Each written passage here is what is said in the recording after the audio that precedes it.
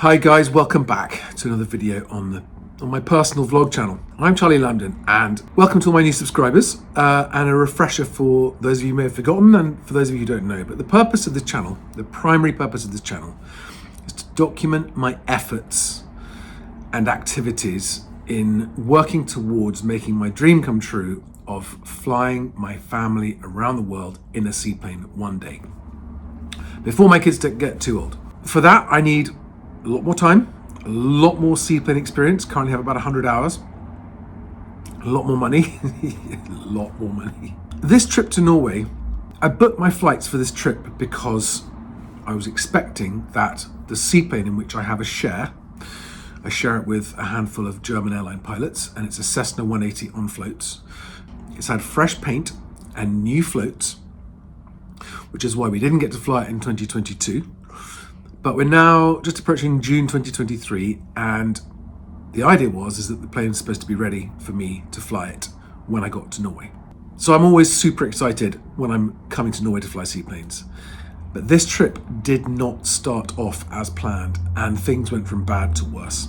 Just got to Gatwick, heading back to Norway for the first time since 2021. Not very well planned. I'm arriving in the wrong airport, 5 hours drive from where I need to be, and the plane's not ready. And I'm just hoping it's going to be ready before I have to come home. Not off to a great start, but it's always an adventure.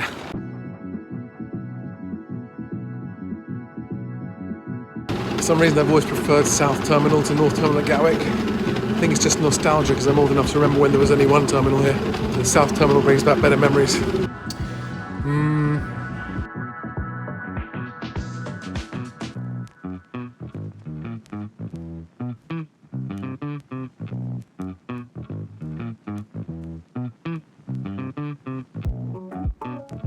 A lot of equipment in those bags, cameras and stuff and headphones, and got time for the obligatory beer before I fly.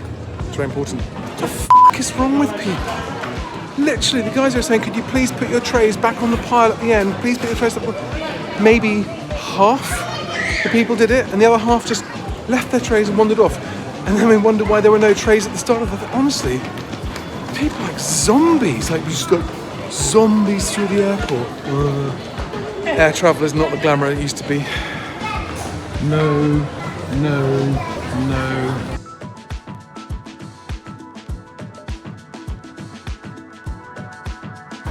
Have a pint of box carpies.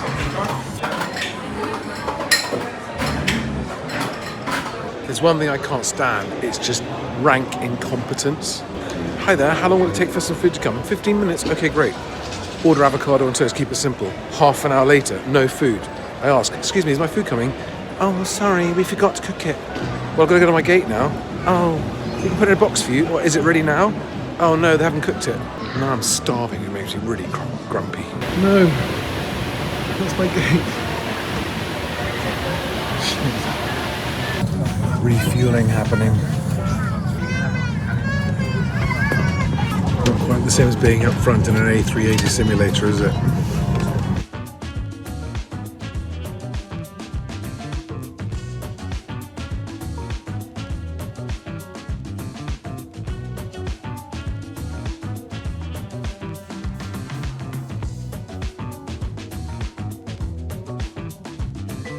I'm the bus into Stavanger now. Save up the pennies when you're seaplane flying.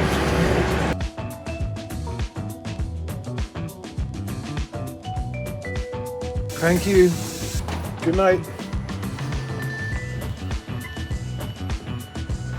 What a nice little town Stavanger is. Suitcases are really noisy on the pavement, but not as noisy as the bloody seagulls.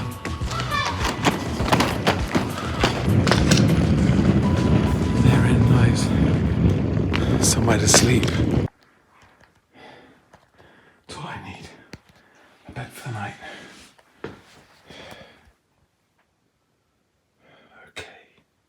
So day 2 of my trip, it's now Thursday. I arrived on Wednesday and I've been told that the plane might be ready by end of play Friday.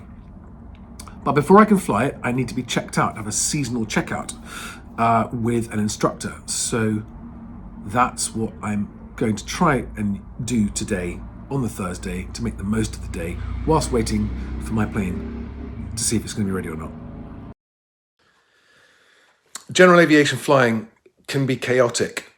Seaplane flying is a whole new level of chaos. And I'm in Norway and I am a 7-hour drive away from where the seaplane is. But if I rent a car, then I got a car at the wrong place, I can't bring it back. And I don't know if the plane's going to be ready tomorrow or not. So I'm flying from Stavanger to Oslo. I've got to catch a bus to the airport now, get a midday flight. And then getting a train from Oslo Airport through the mountains to meet with Bjorn, who I don't know, who's a seaplane pilot and instructor who's going to be doing a check ride for me, make sure I'm up to speed. And then hopefully we're going to go and find, that's going to be in a 206, maybe today, maybe tomorrow. And then we're going to go and pick up some fuel for his 206 and hopefully the plane, I don't know what's happening. And then tomorrow I've got a friend arriving back here in Stavanger, but I'll be over there in Oslo and hopefully the 180 will be ready in time for me to, and I will be checked out. So checked out, plane ready, I'll be able to fly the 180 from near Oslo over to the west coast. I don't know which way is up at the moment. And pick up my friend in the seaplane, hopefully. We'll see. Chaos. I am here. I need to be there. I'm about to catch a plane from here to there, and then a 1-hour train to there, and then a 1-hour bus to there, and then I'm going to get in a car with a guy and drive 1 hour to there, and going to try and get all that done today.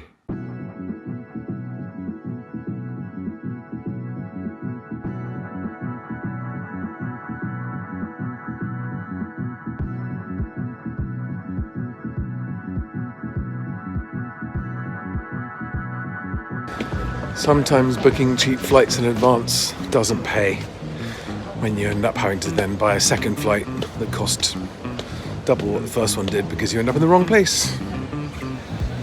Very frustrating.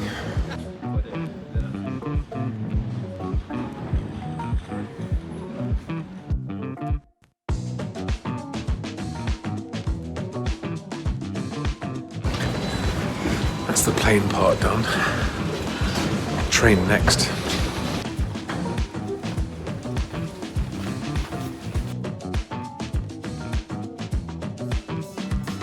The uncertainties and the time taken and the cost of this journey, it would have actually been certainly quicker, definitely more flexible, possibly not even that much more expensive to have just flown here in the 182, but unfortunately it's on the ground at the moment having its annual.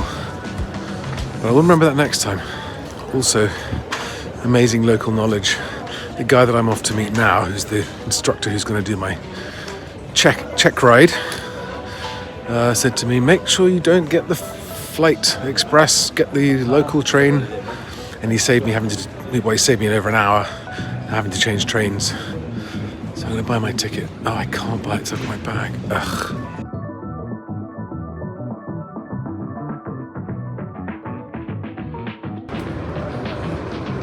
45 minutes to kill.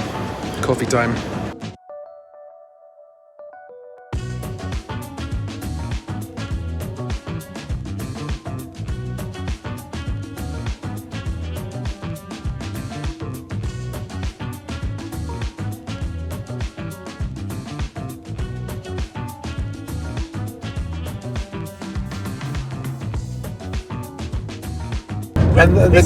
And the weather to fly over the mountains is...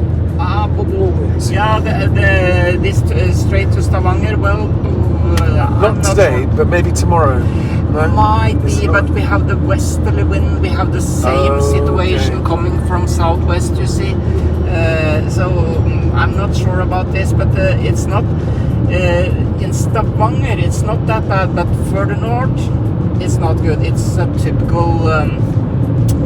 we call it a firm situation, you see, yeah. When the low pressure comes from the west. Yeah. There's a front. Side, yeah. There's a weather front coming. Yeah, I saw this. Yeah.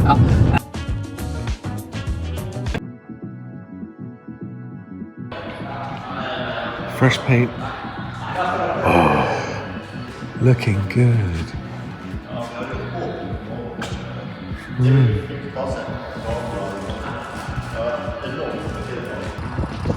highly approve. This is the technician driving that cool 88 Volvo.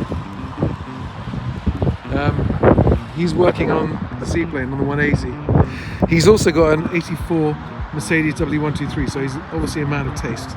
So it's in the lap of the gods. If it's not finished, I asked him if he thinks it's going to be ready by tomorrow evening. He said that was a lot of work, which in my mind is his way of saying no. I explained that I'm only here for the weekend, and if it's not ready tomorrow, then I lose the whole weekend flying that I've come here for. And he said, maybe I have to stay later tomorrow. I'm just not going to know until the last minute. But he said if it is ready tomorrow, they will leave it out on the dock. It's going to be down to the wire, as usual, as with everything in my life.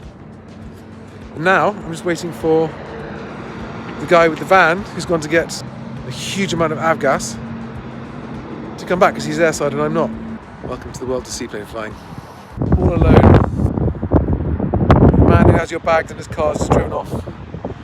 Got no way of contacting him and don't know when he's coming back. The glamour. The adventure continues. Apparently, the dock, the Seaplane dock for his 206 has got a leaking float under the dock. So he's currently negotiating to buy another one.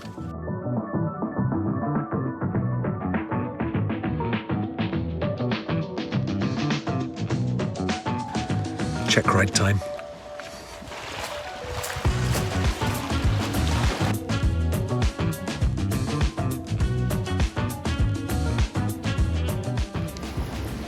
So this can had water in it, and this can had rust in it. But the filter caught it all.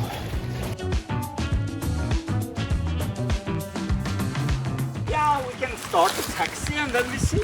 Okay. See if it comes back to me. Yeah. That was as magical as ever. Such a shame I couldn't film it.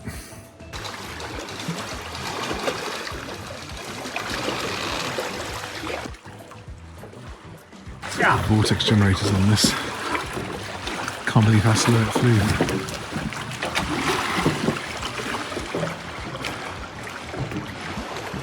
That was my first P1 solo in, not solo, but P1 in a 206. It was amazing. So you can tell by the smile on my face that suddenly everything's okay. I've got to fly a seaplane. I don't care what's happened in the last 2 days. Everything's fine. I've been flying a seaplane. That was my checkout flight, and it was interesting because it was my first time. I've flown a 206 once briefly in Sweden.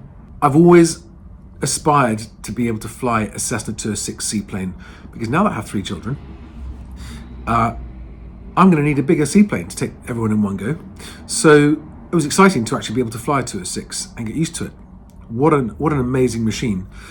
In my 100 or so hours of seaplane flying, I can't ever remember having made this mistake before, which was not landing directly into wind. In other words, unintentionally doing a crosswind landing. And because I didn't realize it was a crosswind landing, I wasn't set up for it properly, and I didn't have the upwind wing tipped in preparation for a crosswind. You can do crosswind landings on water, but they're to be avoided if you can.